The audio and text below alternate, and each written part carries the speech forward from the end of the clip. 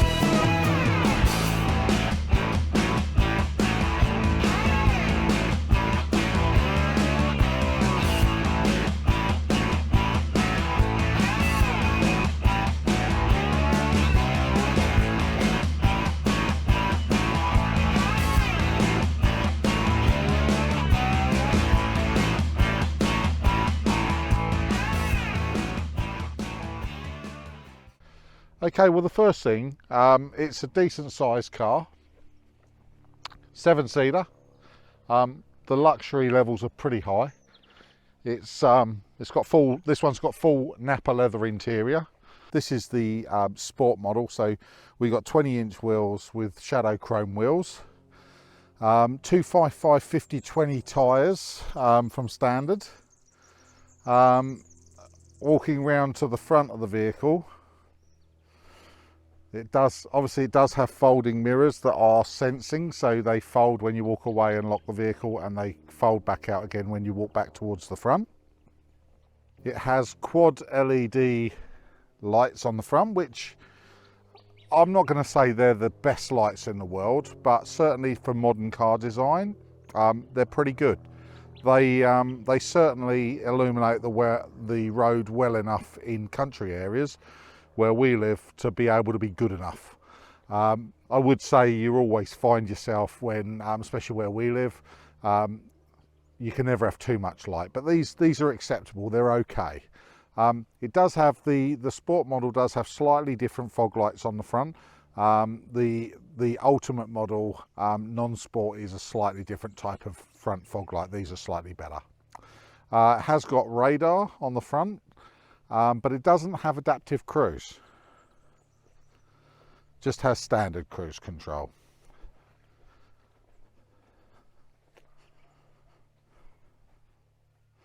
Now looking into the driver's side, excuse the mess guys. So inside, it's quite a nice place to be. We've got full Napa leather interior, and these seats are not only heated but vented as well. The seats are adjustable from this side position here, so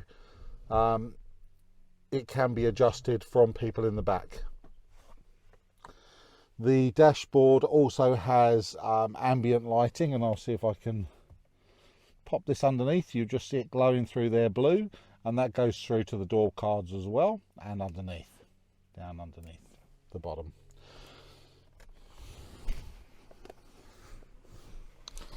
The display screen, so you got your standard Apple and Android CarPlay,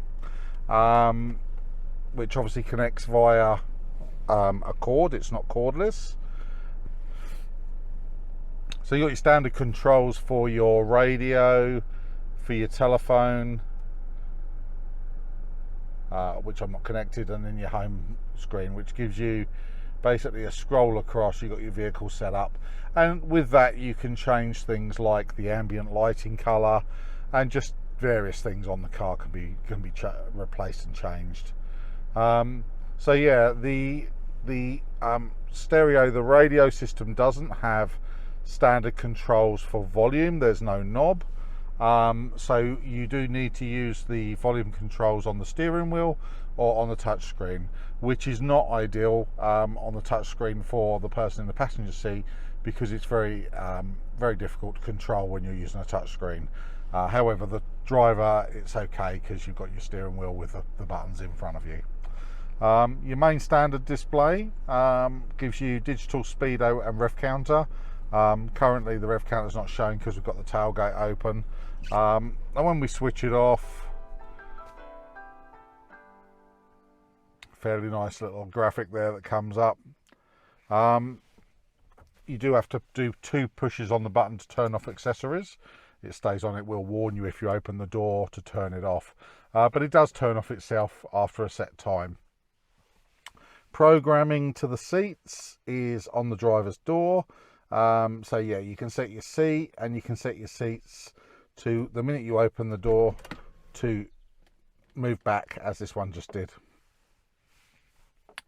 The doors have got all the window switches on the driver's side, along with the mirror controls as well.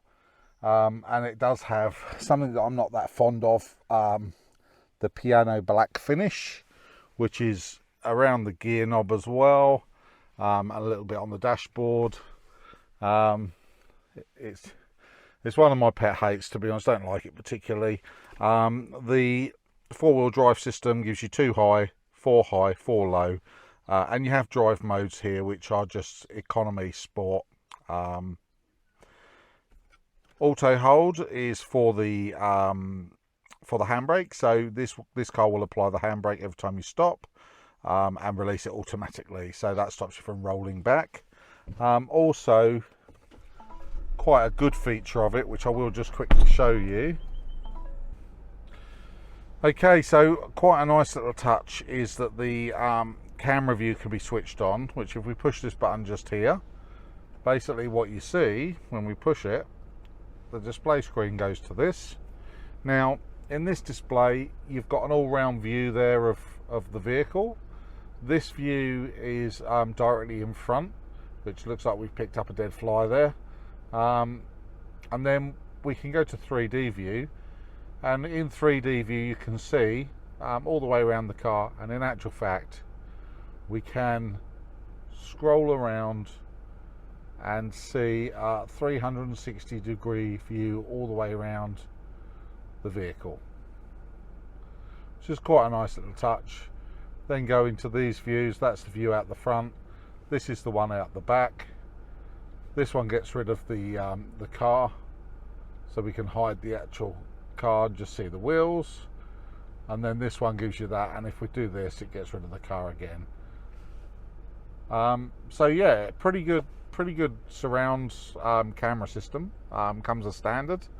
The controls for the air conditioning, the air conditioning is pretty effective. It's front and rear, and even right the way through to the back, and there is their own controls in the rear. The seats here have got cooling and heating, with varying stages of heat and varying stages of cooling, so all easily accessible. That's the 2 front seats.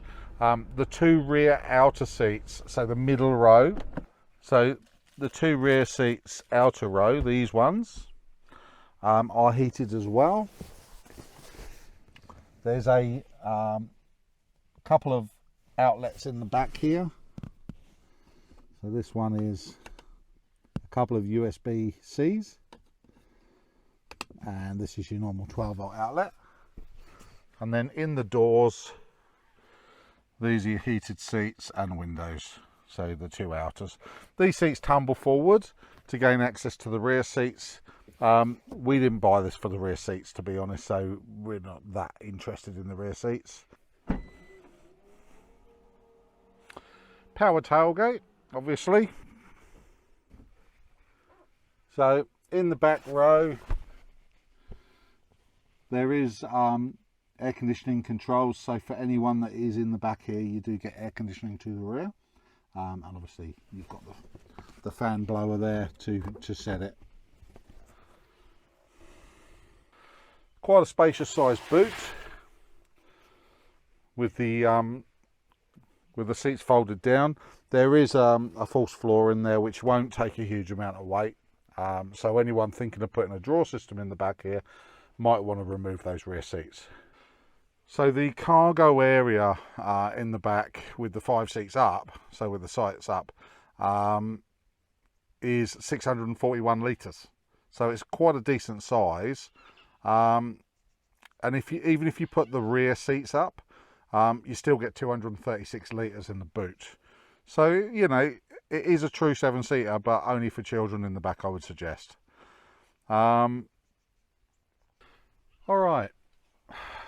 Okay, so under the bonnet, it's got a relatively punchy 2.2 litre diesel engine. Now I've towed with this, and I've got to say, I mean, the turbo for a start is considerably larger than the turbo on the Ford Ranger, but I will say that this tows as well power-wise as the Ranger. I didn't notice any lack of power at all when towing a 3-ton caravan, so it did a good job. Service intervals on it are every 15,000 or once a year, and they are cap price.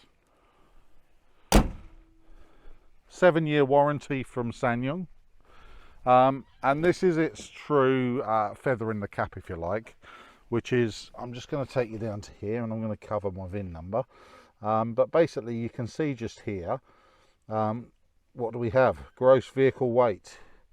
So the GVM of the vehicle can be 2960. The gross vehicle weight with a trailer and brakes is 6460, which is actually very good. 6460 puts it higher than a new Ford Ranger.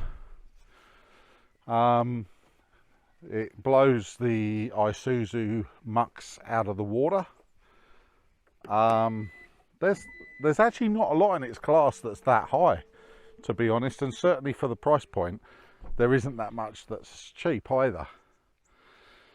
Price is coming up on the Rexton. This one was just about 60,000, so it's not a cheap car, but you know, for what you get, and certainly as a tow vehicle, pretty good. We actually equipped this one with a weight distribution hitch when we bought it, and I would say our friend has done the same thing, but he's gone with an Anderson weight distribution hitch, and I'd have to say his one is far better than the Ssangyong version. So if you're going to go with a weight distribution hitch, look at the Anderson. Well, hopefully you've enjoyed this little rundown of our new vehicle. We're quite impressed with it. As I say, we've used it. We've done about 15,000. Well, actually, I think we're on about 18,000 k's now. But she's done well. Has got to go back to Ssangyong for a couple of small issues. We've got a problem. One of the rear parking sensors is going off all the time. So obviously the problem with the parking sensor. And our tailgate, the power tailgate doesn't open fully. It opens almost all the way. You can't seem to program it to open that extra inch, which is, unfortunately from my point of view, I'm banging my head on it. So that's got to go back to be looked at. But other than that, the cars, mechanically, everything else has been absolutely fine. These cars are a Korean vehicle. So anyone thinking Chinese, they're not Chinese, they're Korean. Now, SAIC, which is a Chinese company, does own a share of the business, but they are still made in Korea. As far as we can tell you, it's been a good vehicle so far. It has got a backed factory 7-year warranty, so you know, that's good.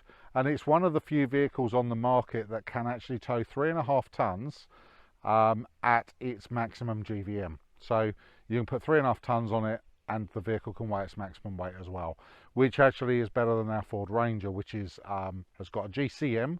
So it's got a GVM. The vehicle's GVM is 3,200 kilos. It supposedly can tow 3.5 tons, but its total GCM is actually just 6 tons.